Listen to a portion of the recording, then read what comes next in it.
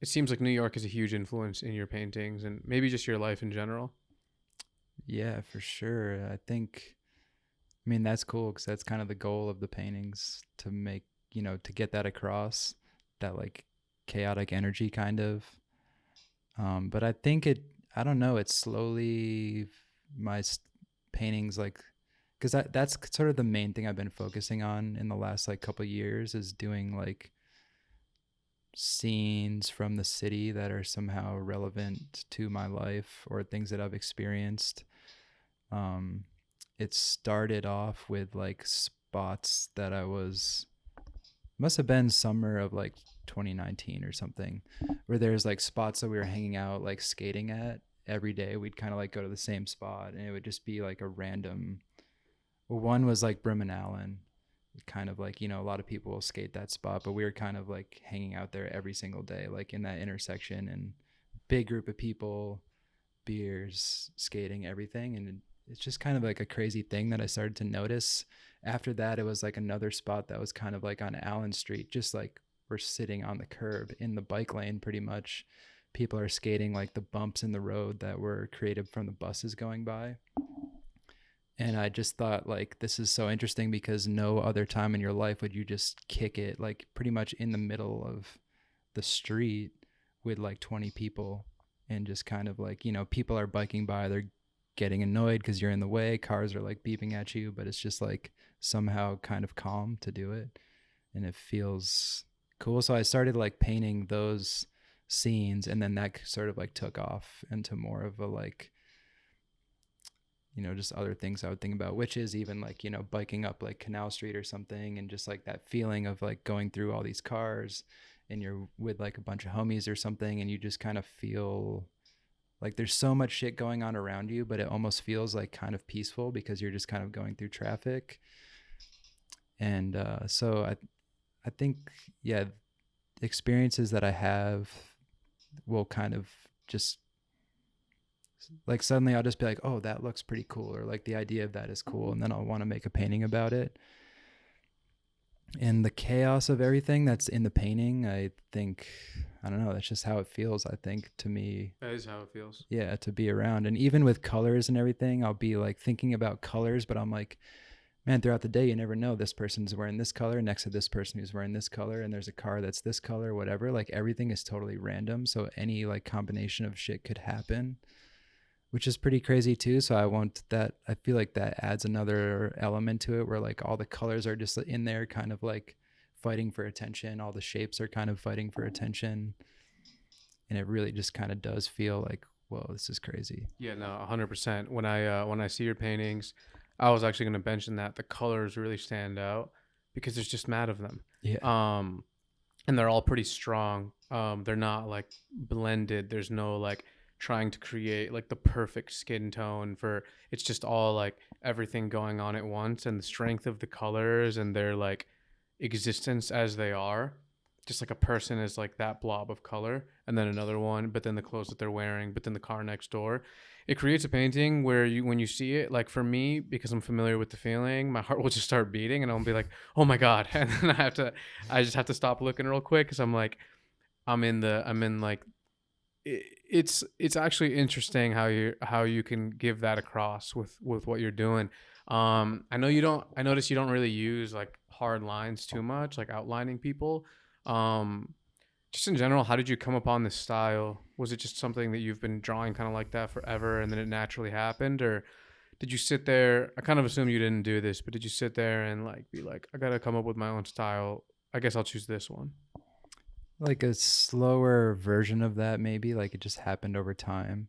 But definitely like not outlining things is kind of like a hard rule that I have. And I'll maybe break it like occasionally for certain things. But the style, like, I don't remember why I chose that from painters that I was looking at that I really liked at the time that were kind of painting that way, like no outlines, just blocks of color.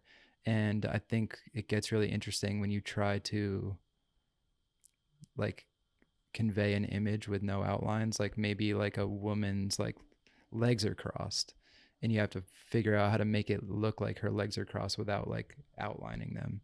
So stuff like that, I think that's like what made me really interested in it. And even just like, you know, if you have a black car that's like on top of black pavement, how are you going to make that look like, how are you going to know that the car is there? And you have to like figure out a way around just outlining it. And I think that's sort of like how my whole style or whatever developed over time, is just like kind of using that rule and then just like applying it to everything. And thinking about it that way is interesting for me. So it like keeps me engaged and it keeps things sort of exciting. What's your studio practice like? How many hours will you be up in there? And when you're in there, are you alone? Not always alone, because our studio is a pretty big space. It's shared with like 7 or 8 people, but we all have a little partition zone. My the actual practice is pretty all over the place because it's really close to my crib. It's like 2 blocks from my apartment. So I can kind of go there all the time. I'll tend to go there at the beginning of the day, maybe for like 2 or 3 hours before I take off and do something else. If I'm not doing something else, I'll spend a whole day there, which will maybe be more like 5 or 6 hours. Um, and if, like yesterday, for example, I went there, I painted for like maybe 2 hours. Then I went out filming for like most of the day. Then I went home, had some food, kicked it. And when my girlfriend went to bed, which is usually like around 10 or something, I'll go back to the studio like around 10, and then I'll stay there until like 2, because that's like the best time where there's nobody hitting me up, there's nobody else there, there's nothing else like on my mind. And I've started to find that's like the best time to just kind of like be the most focused, which I never used to like. I used to always like to paint in the morning. I couldn't really paint or work on anything at night because I was always tired. But the thing is too, I used to smoke so much weed. I kind of stopped doing that like in the fall. And I think that's changed things, because I used to just smoke weed the whole day long, and I would be like pretty fried and tired by the end of the day.